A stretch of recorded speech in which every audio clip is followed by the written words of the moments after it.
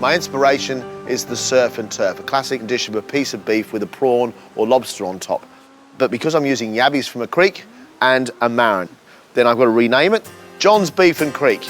I'm starting with yabbies, which I've pre-cooked in boiling salted water with a splash of white wine vinegar for both flavour and to give a firmer texture. The yabby is unique to Australia and it's very, very hard to find anywhere else in the world, but you could use langoustines because the langoustine tail has the very similar flesh to it.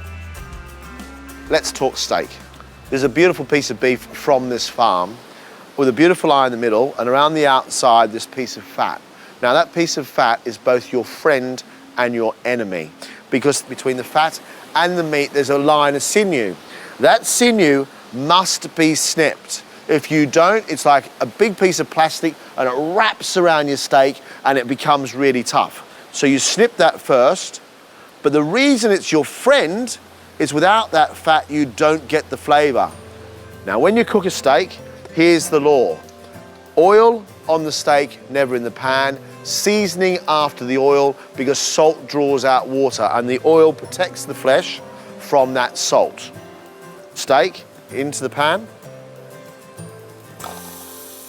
And that sound, that's the sound I want. So then a little bit of seasoning onto the other side, salt and pepper.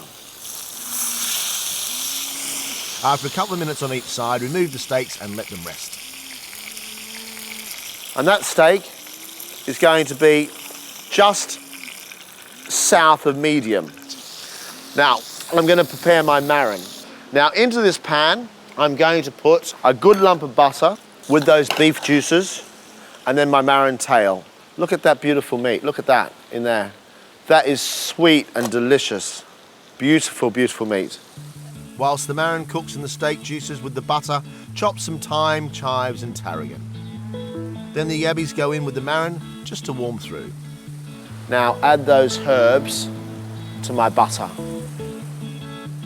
And the smell of those herbs as they hit that butter with the rich juices of the beef in the pan and all the lovely flavour that's come off that marron tail is intoxicating. It just grabs hold of your nose and twists it and makes you feel like you're somewhere very special indeed.